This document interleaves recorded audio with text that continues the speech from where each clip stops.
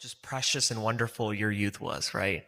Just looking back at it and just the energy that led you to what I can confidently say now is a life of faith, because I see it in your eyes and the way that you guys celebrate Mass here that we were able to witness as well. It's a beautiful moment, and for me, I'm 25. I'm looking at my time right now in terms of how many years do I have left in MCYM? Because for me, a lot of my faith kind of also revolves around MCYM as well. And it's also a scary thing to kind of reflect on as well, because I mean, sometimes a lot of our identities kind of latch onto the things that we're involved in. Um, and so one of the things that I always think about is, what do I do after MCYM, right? How am I going to give back to my community, to my church, right? To the members of the church specifically, right? Because those are the people that I'm in communion with. It's with each other and of course with our Lord. So I wanted to ask you guys, as your time in MCYM ended, right? And, you guys talked about, like, you guys are different ages to a degree, but at some points, you guys have moved on from that. I guess, how was that transition like? Were there conversations between y'all on, okay, how do we do this together? Was it more individualistic? Wanted to ask each of y'all kind of how that journey was like. For me, it was pretty much seamless. Uh, I mean, I was already doing stuff in the parish council on different roles, but then it was simply as like one year in caroling, I collected all the Christmas carol donations, tracked it. They're like, oh, you know what? You did that pretty well. Maybe you could do the trustee stuff. So then I was the joint trustee for a few years. Then eventually I became the trustee.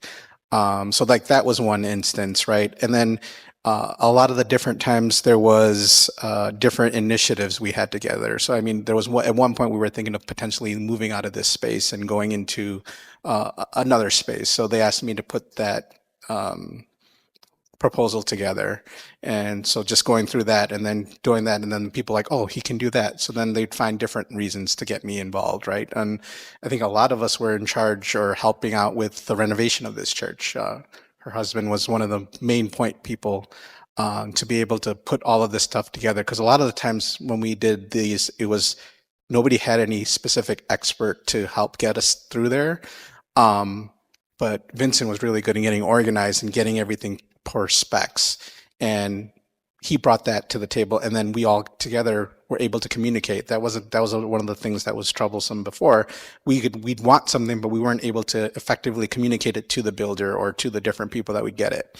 So like when you see this beautiful church, yes, it's a beautiful church, but it really was a lot of different individuals came in here and contributed in different ways, whether it was coming here and ripping out all the demo, or like helping to pick out the materials, or figuring out what everything should be like, or finding different resources. So this was really a community driven project.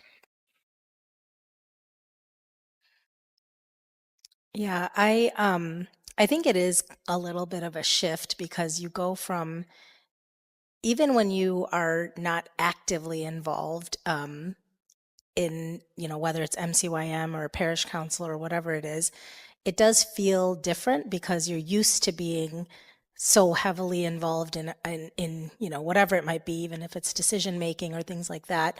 And I think it's important that, as you step away from that, that there's something else that's still allowing you to participate and do things that are going to help you or help the church advance.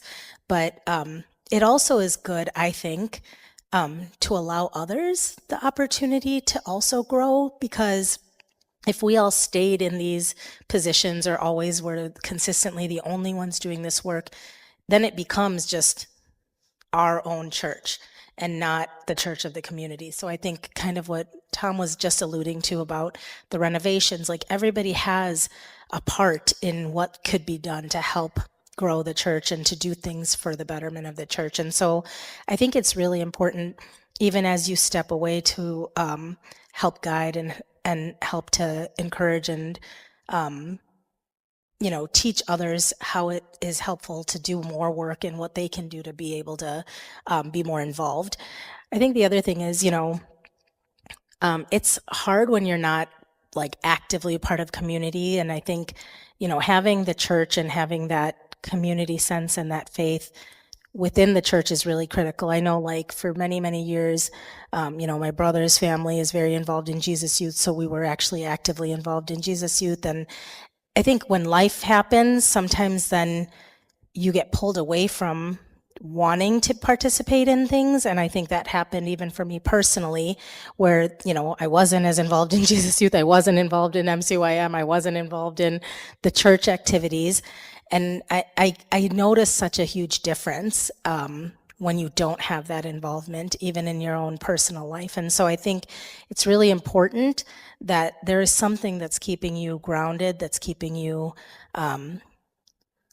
with your eyes on the cross always, and eyes looking towards the Lord, and trying to do more in ways that can help you grow, not only in your faith personally, but to help the church grow. So I think it's something that I'm still learning and trying to kind of get back into and do more in ways that I can, but still a journey for sure.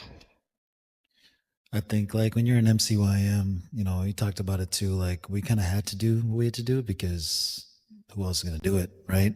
But I think as you get out of MCYM, your perspective kind of changes, because now you're not kind of just serving, but you have to start thinking, how is it going to be sustainable for the future? Like, how are you, like, if you're not there in church to help with choir, then who's going to be stepping in to take on that? Who's going to lead the songs? Who's going to, play the piano? Like, so we talk about this kind of things, like, how do we get the next generation to take the step, next step to kind of lead, so how do we bring future leaders in this church? That's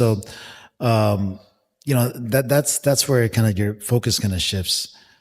Because at the end of the day, I mean, we're only here for so long, you got to start thinking about how the church is going to be after our time. Right. So one of the biggest things I think, like, as we kind of gotten older, is like now we're part of general body meetings. We can actually stand up and say something. Luckily we're in a church that we don't have too many politics. I mean, we've been fortunate and blessed from that, from our, our parents and stuff. They kind of brought that kind of culture. And we're trying to carry that too. But I mean, we've been fortunate to be in that situation, right? But we got a chance to kind of stand up and express how we feel about things.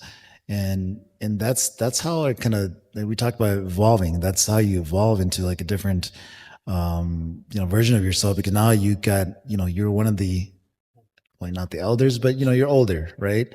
And you're the Jardins and Chechis, and now some of the kids even call you uncle. So it's like it's a little bit different nowadays. But all in all, we got a responsibility, and and it's a beautiful thing. But it's the next phase in our life, right, outside of MCYM. Yeah, I think it's different. Maybe, I don't know if this is the right way of putting it. Maybe the accountability is a little different. When you're an MCYM, maybe the stakes aren't as high. I mean, the stakes are there, right? Versus if I'm the treasurer for MCYM, I'm managing smaller funds, versus if I become the treasurer for the church, now I'm managing a lot, like practice, like in a temporal sense, like, those kind of things, right?